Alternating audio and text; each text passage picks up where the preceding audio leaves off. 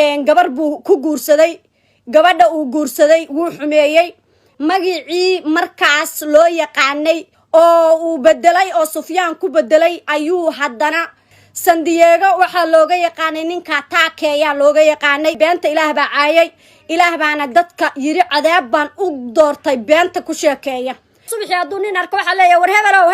war islaantii uur ma leedahay Soomaali sir ma kala qarsato waxna ma kala qarsadaan haddaan xoogaa calooshu 9 bilood tahay oo xoogaa calooshii fakatay waxay leedahay abaayo uur miyaa leedahay meeqa bilood baa tahay ugu dambeyn xaaskii hore ee taakeeyow afka furatay soona bandhigtay sira muddo badan qarsanaa oo aysan dadku waxba ku ogeyn haddaba gabadhan oo iska soo duubtay muuqaal ayaa soo dhigtay baraha bulshada waxaana la soo wadaagay qaybo kamid ah asxaabta inagu xiran haddaba daawadayaal inta aanan kula wadaagin waxyaabaha siraha oo ay kashiftay iyo sidoo kale noloshii iyada iyo taakeeyo soo dhaxmartay fadlan marka hore muuqaalka leegaray si uu u faafo bulshooyinka Soomaaliyeedna u gaaro ayna u ogaadaan xog badan oo ka dahsooneyd sidoo kale nagu soo biir oo kamid noqo asxaabteena adigoo channelkeena subscribe gabar Soomaaliyeed oo sida la sheegay ahayd xaaskii hore ee taakeeye ayaa markii ugu horeysay iska soo duubtay muuqaal iyadoona afka furatay soona bandhigtay xogo iyo sira macluumaad ah oo aysan dadku ogsooneyn haddaba ninkan inta badan waxa ka hadlayay wariyaal hore u yaqaanay hase yeeshee gabadhan oo la sheegay in ay nolol la soo wadaagtay ayaa waxa ay ka sheekeynaysaa marka hore taariikh nololeedka taakeeye iyo waxa ay ka taqaano waana tan iyadoo arrimahaasi ka hadlaysa Canada intuu joogay gabar buu ku guursaday gabadha uu guursaday wuu xumeeyay wuu ka soo fakaday magicii iyo documentigii iyo informationkii uu Canada ku joogay buu inta qariyay wuxuu iska soo dhiibay Mareykan markuu iska soo dhiibay oo Mareykan yimid Soomaaliya banka imid buu ku sheekeeyay waan soo cararay been buu akhriyay waxa dhacday wuu yimid magicii markaas loo yaqaanay Soomaaliya uu maxaa la dhahaa hore ugu joogay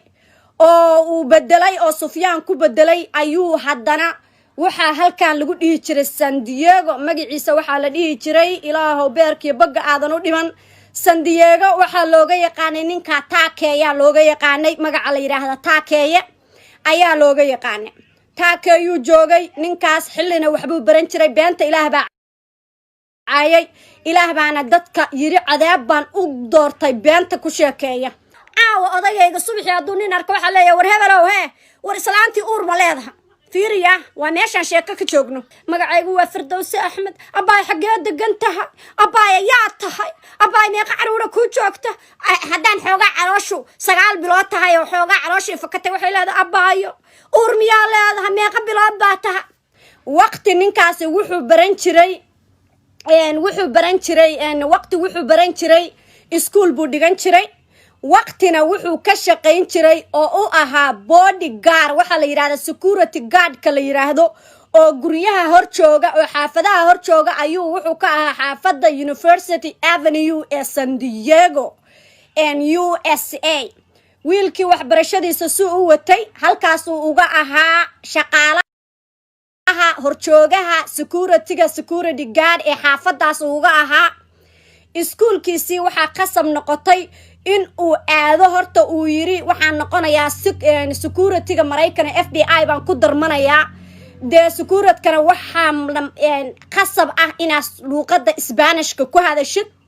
Spain buu aaday Spain markuu aaday marka hore intuu Spain aadin gabar wuxuu guursaday cayr ah oo ay karo oo wadaagaan qabiilka uu yahay gabadhii uurba u yeelatay gabadhii arooskeedii markuu ka baxay wuu baxay wuxuu aaday maxaa la dhahaa Spain buu aaday 1 year buu ku maqnaa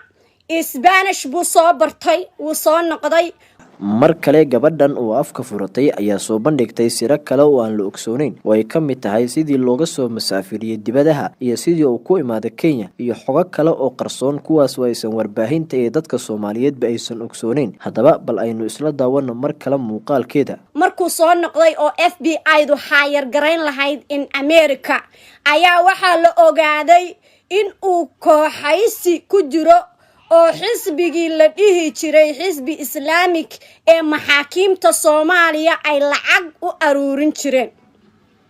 asaga iyo dhalinyaro badan ee ay jifo isku xigaan iyo nin sheegta qabaa'ilada daaroodka iyo qabiilo kaleba ninkii saasuu ahaa security FBI-ga qofka background check markii loo diro masaajidada camera loogu xirtaa meel kasta loogu xirtaa ninkii waxa lagu soo ogaaday inuu fundraise u sameeyo ama lacago u suubiyo xisbullaahi la dhihi jiray ka shaqayn jiray Soomaaliya ee maxaakiimta hameenoo madow baa la baxay master taakeeyo waayadii hameenoo madow lagu baxay waa adeegii xabsiga lagu gariyay waa adigu lagu soo bacdabay waa adigu lagu soo karbaashay waa adigu ku soo silcay waa la soo daayay wiilkii saas ahaa San Diego markii la soo saayay masaajidkii laftarkiisa sirtiisa laga soo helay buu yimid hameenkii midnight baa la soo daayay salaadii subax buu masaajidkii ku soo tukaday masaajidkii markuu ku tukaday oo ka qodbeeyay ayaa waxa dhacday wadaadkii waraystay ee la dhihi jiray Maxamed Khadar taakeeyo hadalkayga dhageyso ama fad ama hafadi Soomaali uma baahna tafaraaru Soomaali uma baahna one been ah Soomaali uma baahna in dignity-geeda lagu ciyaaro ruufyaanimadii Mareykan ku geysay inaad la shaqaysid damacdid ku geysay inaad wiilasha Soomaaliyeed oo masaakiinta oo 500 oo wiil aduunta laga jaro lacagta aad ugu dirtay dhiigii baa ka daba wareegaya adigu ninkii salaadii subax markuu tukaday boolis baa ugu yimid isku meesha la yiraahdo masjidkii ninkii saasa masaajidkii baa lagala baxay xabsigii baa lagu celi xabsigii laguma celinin waxa la yiri soo bax safaaraddan u soconaa sida aad ogtihiin ba waxaan leenahay anaga ciidamo safaaradda qaabilsan in America ninkii safaaradii baa la geeyay waxa lagu yiri adeer qalad baa lagu sii daayay kumana noqonaysid magaalada waa la jeebeeyay waa la kaxeeyay isku soo wada duub gabadhan ayaa sida la sheegay waxa ay tahay xaaskii hore ee Taakeeye haddii ay arrintaasi rasmi tahay runtii waxa ay soo bandhigtay xogo iyo macluumaad sir oo aan horey loo ogsoonin hase yeeshee waxa wadnaa xaqiijinta arrintan waxaana mar walba jecelnahay inaan kiiska Taakeeye aan sii wadno ilaa inta meel looga gun gaarayo ama aan wariyaashaas haddii uu dilay cadaalad